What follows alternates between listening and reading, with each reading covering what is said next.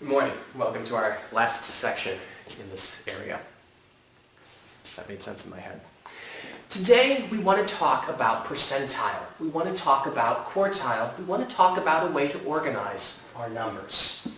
So what I have here is a list of numbers, and these are not a perfect random sample at all. This is a convenience sample. It's a convenience sample of annual salary in thousands of dollars in 2011 dollars for statisticians in Texas. It was the ones whose income I could find easily online. If I take all these numbers, and I've already done this, I've gone ahead on my calculator, I hit data, and I entered them all there in list 1, and so then I hit second, and I hit data again, and I scroll down to one variable statistics, and I hit enter,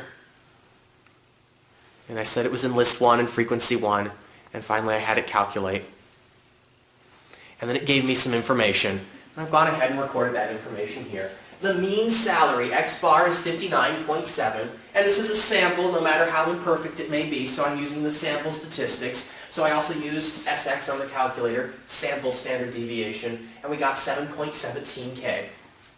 So I might think if this is a good sample, I don't know that it is, I suspect it probably isn't, but if it was, I might start to say, you know what, a standard deviation, remember Chebyshev's theorem, 1 minus 1 over k squared, tells me that if I go 1.5 standard deviations left and right, I should have at least 55% of the people. So looking at this data, I might start to think in my head, well, 1.5 times 7 is going to be about 10. Let's put this in nice numbers. So 59 plus 10 is 69. 59 minus 10 is 49. So between 49K and 69K is what I would expect a statistician in Texas to make. And I would expect at least 55% of them, 55.5 in fact percent of them, to be doing that. But before I quit my day job and go and become a statistician in Texas, I should probably think about this salary just a little bit more. To do that, it would be better if I didn't just compare random percents, but if I talked to you about percentiles. And the most common and familiar percentiles to all of us are going to be on some standardized exam. If you're in an allied health field, you're going to have to take a standardized state board of some sort probably. Maybe you're working to be a doctor and you're going to take your MCAT. Maybe you're a lawyer, LSATs. The SATs and ACTs from high school to college and university. The GRE for grad school in some fields. Master field tests in at least accounting and MBA stuff. I know I've taken 4 standardized tests so far in my life. Any of the actuarial exams. Any of the certified public accountant exams. Lots of standardized tests. And when you get your results back, no worries, they'll tell you a number score, but no one cares. You care about your percentile. Because if your percentile is 55, then you know that you scored better than 55% of the people who took that test. And if your percentile is 75, then you know you scored better than 75% of people who took that test. And while we care on some level about total knowledge, the fact is, if I'm bleeding out on the street because I've just been shot, while I would love for a doctor to come rescue me who's had knowledge in all medicine, the fact is I will probably settle for a doctor who's better than anyone else who tried. So it's not about raw score sometimes, it's about percentile.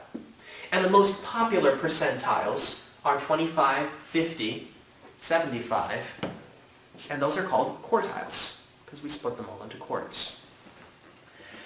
When I'm trying to convey how salary information works, or really how anything works, it can be helpful to draw a box and whisker plot. And that's what I want to do in this lesson. It's the last part of this section, talking about central tendency and variation and deviation, and it just allows us to draw a picture. So over here on the right, I've already drawn one box and whisker plot. Here's how box and whisker plots work. In the middle, first of all, you start out with a scale, and my scale here is in thousands of US dollars from, in fact, 2011 US dollars. That matters because sometimes there's inflation and money changes. You know, my grandfather in 22 was very, very excited if someone gave him a nickel. And today if someone gave me a shiny nickel and said, don't spend it all in one place, I might hit them. So inflation happens. These are $2011. And Box-and-Whisker plots do this. At the very top, there's a whisker. And that whisker is supposed to stop at the highest income. And I was trying to find the income of the richest, most expensive income in the US, and I was failing. So I just arbitrarily labeled that Bill Gates, and I put a little arrow there. At the bottom of the box is another whisker. And this whisker stretches off to the lowest income. And that lowest income, I'm imagining, is 0. And I suppose technically it could be negative, but let's pretend we live in a nice world where we can't go into debt. This is US household income.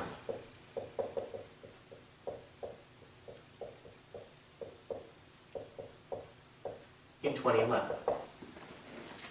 The median, not the mean, the median income was $50,054 for a household. Households have usually more than one people in them, but it's the average median of the averaged households, and it's a rather complicated number to calculate. You have to make all sorts of assumptions, but let's just round it into nice, even numbers. 50K. If you are a household and you make 50K, you are median. Half of the households earn less than you, half of them earn above you. The first quartile is at 26. And so you make a line here at about where 26 is, and I draw this. And in between these two groups lives 25% of America, because this is the 25th percentile, and this is the 50th percentile. That's what median is. If you make 26K a year, then that means that 25% of America earns less than you do as a household in a year. Now again, household might be a slightly odd way to measure it because, of course, let's face it, in a household you probably have some households that have just one person. Some households have two. If you've got one person in your household and you make 25K a year, then you are making less than average. But if you go and find yourself someone just like you and marry them, suddenly you're making median household income. So there's some easy ways to bump yourself up in that household category. But anyway, household is what we're going with. So you've got whiskers, and you've got the box. And then up here you've got the third quartile. I can't say that, quartile. The 75th percentile. And that's up at 92K approximately in 2011.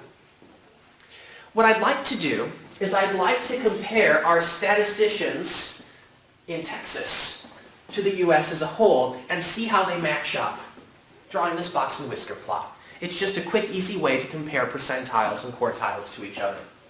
I'm going to assume that these statisticians are single because that's probably the way statisticians work. I imagine they're a very nerdy sort and they don't get out much. And that means this is not only the annual salary for the statistician, it is also their household salary. And that's why it makes sense to compare these two. You're like, aha, that's why he's doing that. So let's go ahead and take a look. If I go back into my data analysis by hitting second in data, and picking one variable statistics and hitting enter and hitting OK, and getting myself into that list, it's pretty cool because as soon as I do that, if you keep on scrolling down, you will eventually find that your calculator is perfectly happy to give you all the things you need to make a box plot. And in position 7, if you scroll down past the sum of x and x squareds and all the standard deviation stuff, it'll tell you the minimum score on this list. Perfectly organized for you. 45K. So here's 40, here's 45, here's my minimum whisker plot. 45K. I'm going to label it there because it's not perfectly there on my list. That's where my whisker starts. If I scroll down a little bit more, it gives me the first quartile, Q1, on your calculator, right there. And that is 53. Here's 50, here's 55, I imagine 53 is right here. That's the bottom piece of my box.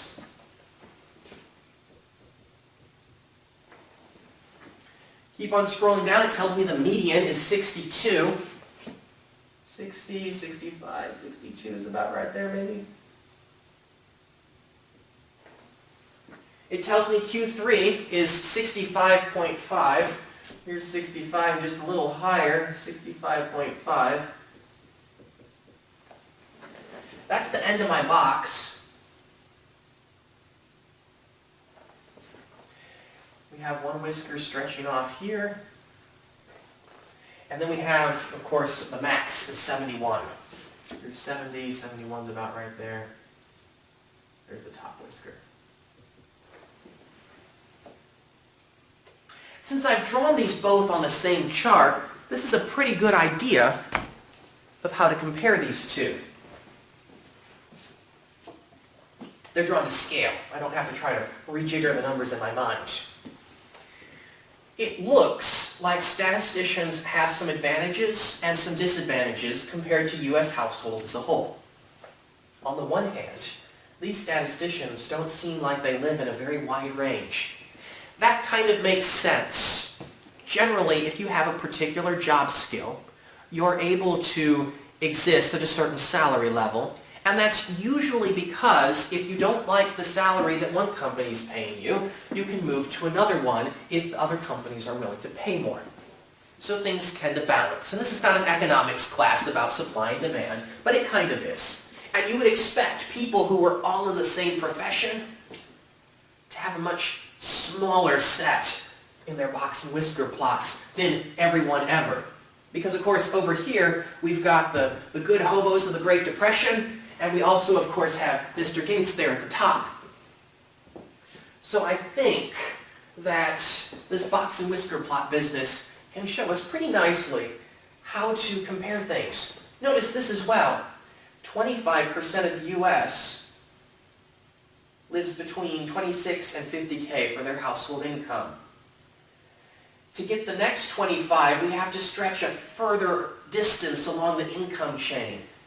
And that means that we've got fewer people kind of scattered over a wider area. That tells you that while it might be pretty easy to move up from the 26 to 50K category, it's more of a stretch to break into that 92K area. Which, incidentally, this is showing here as well, because notice, statisticians' average of 62 isn't all that different from the U.S. population as a whole, mean of 50. So there's a little bit of a sense, I think, that this group of people helps to keep this number solid, making it harder to get up into the realm of six figures. Of course, getting up into millions of dollars, you start hitting the Fortune 500 CEOs, and that kind of goes from there. So, here in the section about variation, central tendency, and percentiles, what we've seen is that you can take numbers and you can talk about the mean, or the median. Here in this case, my median was 62, my average was 59.7, so there's some differences there. I'm looking at this, I think maybe my mode is a bimode of 63 and 68. Nope, I see another 68 here, then I see 63, so it looks like 68 might very well be. No, there's another 63 as well. All right, looks bimodal maybe. But either way, we've got ourselves some data here, and you can see that you can calculate deviations. You can talk about turbulence. The average difference here seems to be plus or minus 7K. That's actually quite a bit of money in a year. I would like an extra 7K a year. I don't think anyone would turn down an extra 7K. On the other hand, over here in this U.S. area, we can see maybe how a whole country of 300 million people with, I don't know, maybe 100,000 households, 100 million households, excuse me, might be working. And overall, we can do this nice process and compare them and see, well, here's how this is working. Here's how the right side's doing, here's how the left side's doing. You can create comparisons between things. And that really is what we're goal-seeking in this section to find. We would like to be able to compare and contrast old data to new data and see, well, just how much should I expect to make if I get myself a degree in statistics? If someone offers me $45K a year for a job and I call myself a statistician, should I be suspicious? Should I bargain a little higher? And the answer might be yes. Of course, maybe all these folks are experienced statisticians, in which case maybe this is a higher number than it should be. Possibly only experienced statisticians get to put their salaries on the internet. Everyone else is still trying to get a job and doesn't have time to post second data. Anyway, this is Box and Whiskers. I think this wraps up this section nicely.